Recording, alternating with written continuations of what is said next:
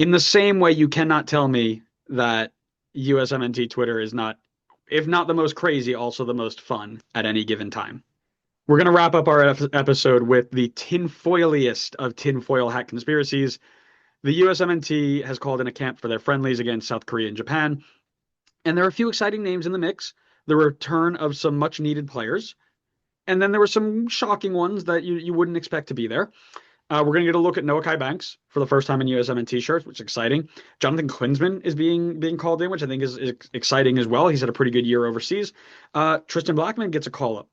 Alex Sendejas is back in the mix. Pulisic's come home. Tim Weah, Josh Sargent, Tim Ream, right? Then you got some other question marks, right? Why is Son Zawatsky here? Why is Nathan Harriel here, right? There are a couple of people here who are question marks, right? And then you see the people who they left out. Weston McKennie, Yunus Musa, Joe Scally, Haji Wright, a ton of other players who are expected to be a part of this World Cup are not here. And that, of course, set Twitter ablaze. People were screaming about this ghost MLS quota that has to exist. They started questioning Poch as a manager, and we even went so far as to get USMNT accounts saying that Triple G was a better choice than Poch to go into 2026. After I've hooked that entire thing into my veins, I've come down from my excitement, and we're going to go through it one by one really quickly here and talk about each and every one of these. Okay, so let's start with the MLS quota. This idea that after somebody, and I still don't know which book this was, but somebody in a book made a comment about Jurgen Klinsmann. And I still can't find out where this book is, but this image keeps circling around of mentality, right? And somebody, I believe it looks like a book on Johan Cruyff. And he basically sit there saying Jurgen Klinsmann, coach of the national team since 2011, often couldn't select the best possible team because he was obliged to include someone from each franchise. He couldn't take 4 players from one club, for example, because every franchise contributes to the national budget. They need to each be able to present an international to their own fans. I don't know whether that's still the case, but I do know that it's very restrictive if you're a coach and something that would delay the national side's development by a year to come. This keeps floating around as something from over a decade ago now. I don't know how to wrap my head around the idea that somebody thinks that MLS is controlling the national team after we just saw a team of entirely European-based players crash out of the Gold Cup. Terribly crash out of the Gold Cup, by the way. There is and let's take this back a step further. We then had the blame of, oh yeah, it was a full team of European-based players, but it was under an MLS coach. So that was the reason, right? Pochettino then took this entire group of European-based national team players and finished 4th in the Gold Cup. Was it the Gold Cup? Sorry, the Nations League. In the Nations League. Finished 4th in the Nations League. Couldn't even get to the 3rd place game of the Nations League. He then lost 4 in a row, all with different sorts of players, and took a USMNT team full of mainly MLS players to the Gold Cup final. Lost to Mexico 2-1, but took it to the Gold Cup final.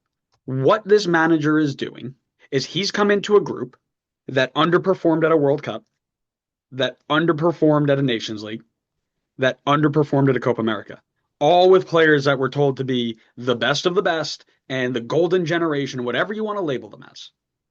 He saw this and said, you guys aren't good enough. You're entitled. You're whatever you want to call it. But he looked at this group and said, it's not good enough. I need to find out what's next. So now he's going back to MLS and saying, let's figure out what's in MLS. Because quite clearly, the players who are overseas are not cutting it.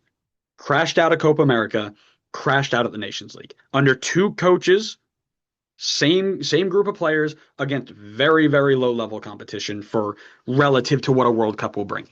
So the idea that MLS is making him do this is showing elite lack of ball knowledge from, the same people you expect not to have this ball knowledge, right?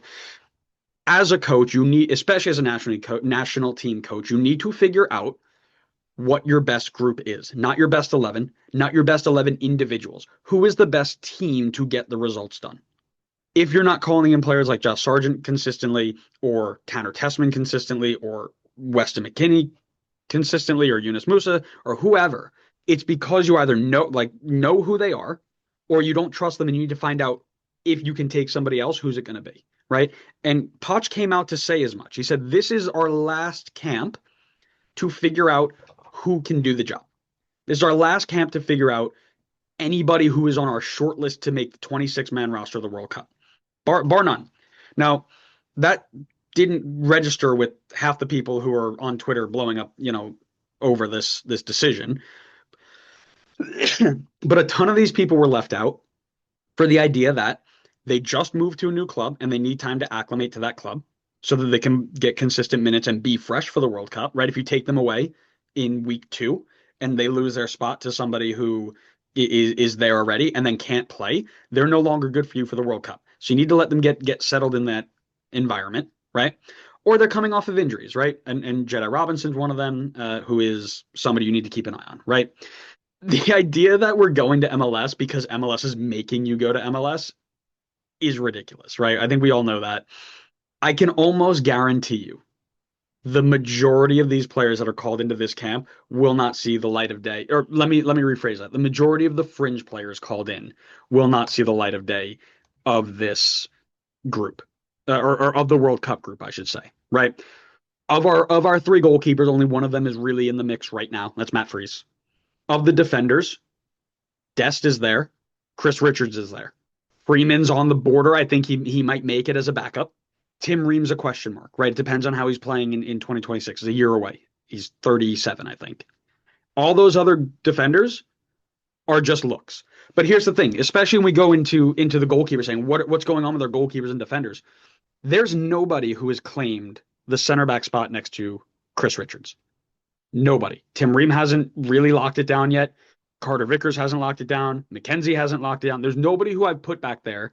I say I as if I'm the coach. Nobody I have seen put back there who would make me feel confident in being there, right? So you do have to try other people to figure that out, because right now just saying, oh, you play in Europe, you'll be fine, won't get it done, right? They didn't do it when Greg was in charge. They didn't do it when Poch is in charge. So he has to find somebody he can trust. Are any of these players going to be those players? I doubt it, right? Nathan Harriel, I don't know why he's here. Very, very clearly above his element. Don't know why he's here. But he's probably the 5th or 6th guy down when everybody else was said, yeah, you can't go because we need you in camp. Whatever. Midfielders, Tyler Adams will be there. Everybody else is on the fringe, right?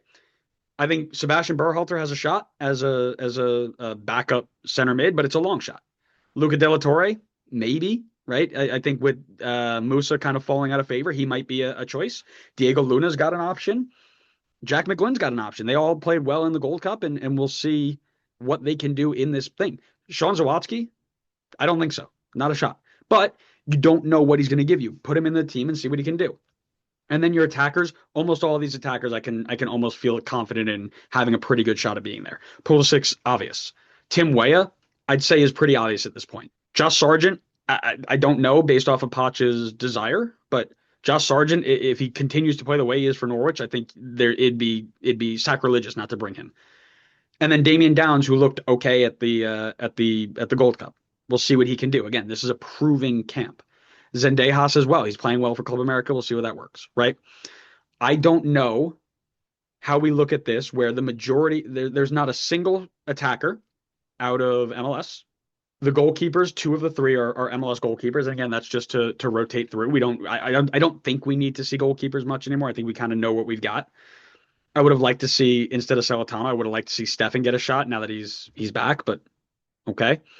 Defenders, 1, 2, 3 of them, 3 of the 7 are away. But again, that's because teams are needing to keep their players to get started in the league. And then, yeah, you've got one European midfielder, right? I don't think that he's brought these players because Don Garber woke up and said, this is what you need to do, otherwise you're gone. Don Garber doesn't control that.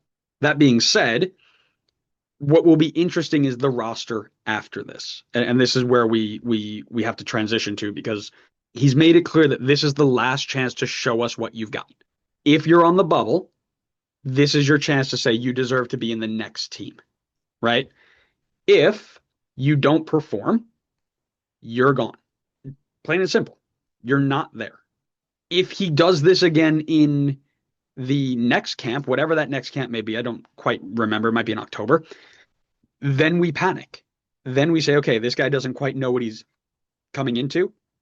But I think he made a comment. He's got a short list of 60 players, 65 players that he's watching every day to say, are you at the level?